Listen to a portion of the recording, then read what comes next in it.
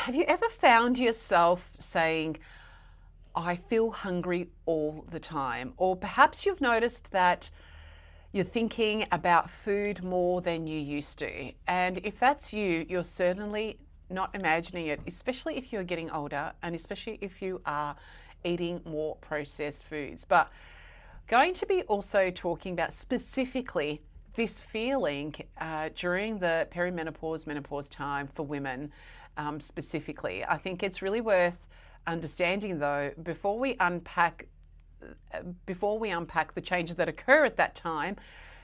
Let's unpack what that we experience every day, and that is hunger. What actually makes us feel hungry? Because hunger isn't just simply an empty stomach. There's a lot that goes on that actually signals to our bodies that we are hungry, or signals to your brain. It's actually your brain receiving messages from all over your body. Your stomach definitely sends a signal, but your fat tissues also send signals, your intestines send signals, even your muscles influence those messages depending on how much energy you're using. So your brain is constantly trying to answer one question. That's pretty much what it's geared around for your survival when it comes to food, is do we have enough energy in the system to run the engine, is pretty much all that your body is really concerned about. And one of the main hormones involved is ghrelin. So ghrelin is often called the hunger hormone. And when your stomach has been empty for a while, ghrelin levels rise and your brain starts to receive the message that it's time to eat. Now, the thing is that emptying of the stomach, as I said, is one aspect of what causes hunger. So when we get that hunger message that it's time to eat, then as you start to begin eating, another group of hormones take over. And these are hormones like GLP-1, PYY, and CCK, and they're all released from your gut. These hormones then travel back to your brain and they say, we've got food coming in, you can start switching that hunger off. And that feeling of satisfaction after a balanced meal, that's your gut talking to your brain, and also blood sugar levels and the stomach actually stretching, that tells the body that there's food coming in. Then there's another hormone which is called leptin, and leptin is produced by our fat tissues and acts more like a long-term fuel gauge. It tells the brain roughly how much energy is stored, and the remarkable thing is that your appetite isn't just controlled by one hormone. It's like an orchestra, and your brain is conducting it every minute of every day, purely geared towards your survival. Now, when we have a significant change in our lives as women during that phase of menopause, let's add that menopause into the picture and see the impact that it does have on this cycle of hunger, and the opposite to that, which is satiety. Now, satiety is that satisfaction of food once we've eaten. Now, when the changes start to occur during that menopause time, as estrogen levels begin to change in perimenopause and eventually decline, one of the jobs that estrogen no longer performs is to help us effectively regulate appetite. And research suggests that estrogen makes the brain more sensitive to the hormones that tell us that we're hungry. So when the hormones that tell us that we're full. So when estrogen declines, those fullness signals may not feel quite as strong, which is so relevant and important to understand. And I think just understanding our bodies and the way that it works, and that we have these hormones that tell us when we're hungry, we have these hormones and this response to food. So when that estrogen changes, what actually starts to happen is that you may genuinely feel hungrier more often, and at the same time, many women notice, which compounds the problem, is that we're starting to have disturbed sleep, or we're starting to sleep less.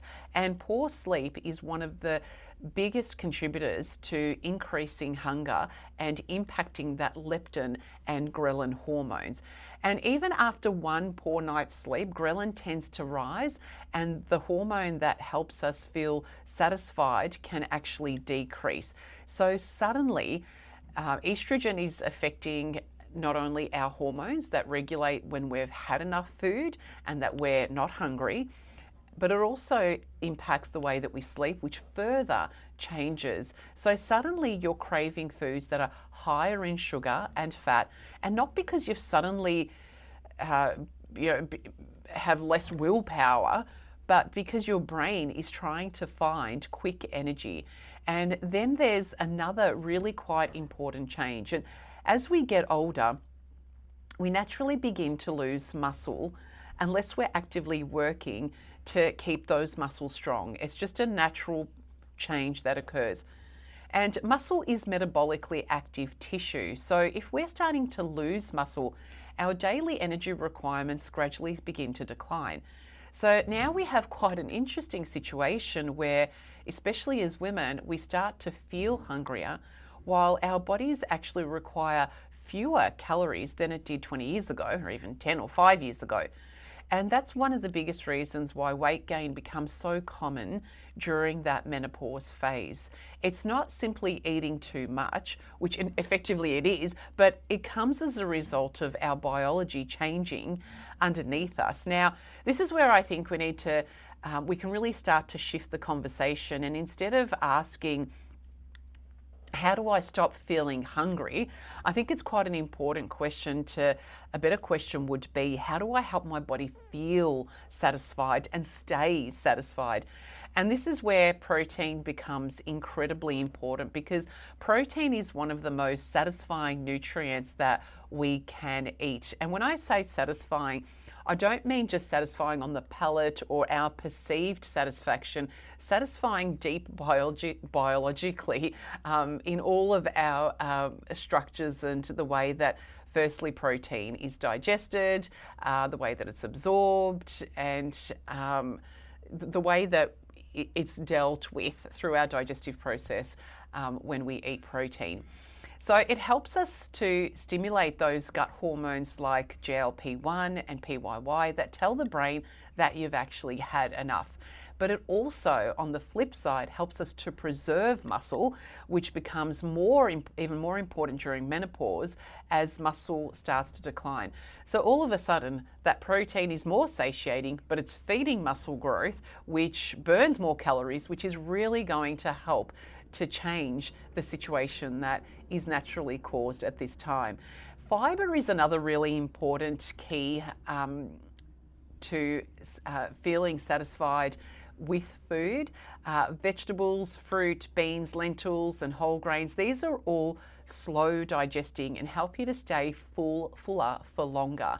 So we need to make sure that we are steering clear of carbohydrates that are really high in GI, that digest really quickly. So things such as white flours, sugars, all of those things we need to try to supplement in some alternatives, or maybe combine them with something. So even with fruit, I always recommend that we combine fruit with some nuts or some seeds, just so that the blood sugar doesn't get spiked as quickly, and that's so we feel a little bit more satisfied.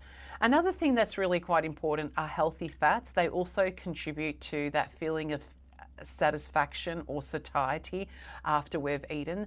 So I think it's really quite a challenging time to try to eat less during that perimenopause phase, as those estrogen levels are, or the lack of, are impacting our hormones. And instead, what we need to start to think about is aim to eat meals that are more satiating, meals that contain protein, meals that have plenty of fiber in them, complex carbohydrates and healthy fats, and enough so that you don't feel like you're searching the pantry or raiding the fridge an hour or so later. But also, what's really interesting though, moving away just from the food conversation, is that movement also plays a fascinating role. Movement also plays a fascinating role, and strength training in particular not only helps to preserve muscle, but it also helps to stimulate that feeling of we've had enough food. So what's really interesting is walking and regular exercise can improve insulin sensitivity, and exercise can also improve the way that our appetite is regulated over time. And the thing is that with exercise, many people have heard of the medications like Ozempic and Wegovy, which are the GLP-1 medications. These medicines work by mimicking one of the most natural hormones that I've already mentioned a couple of times in our own gut, which produces GLP-1.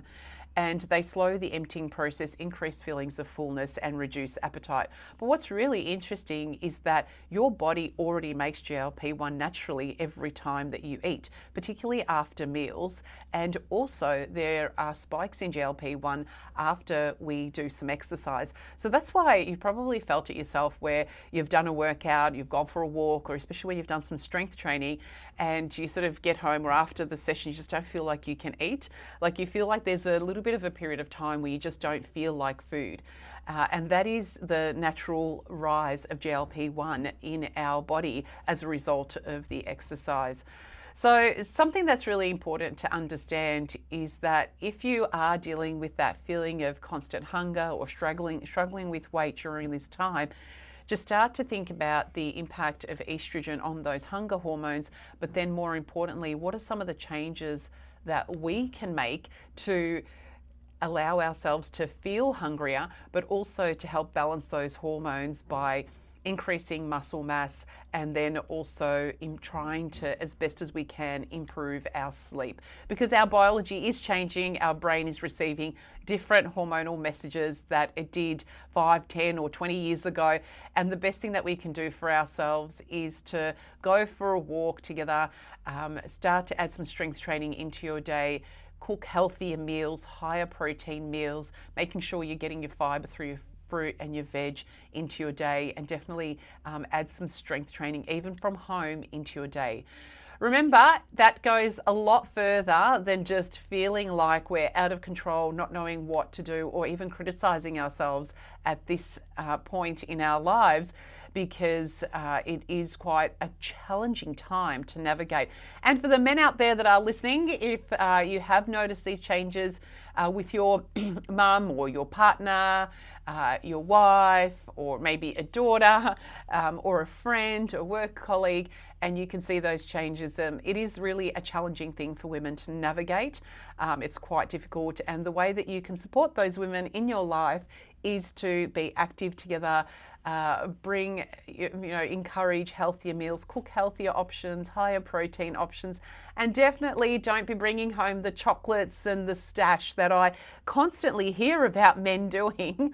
My husband himself has a dark chocolate stash that I quite easily do avoid, because I really dislike old gold. But there we are, giving away the home secrets. But definitely help each other out, because it is a change that is quite significant and is quite hard to counteract if you're unsure of what you need to do. But with some of those tips, it can make a significant difference to the way that your body responds at this stage in life.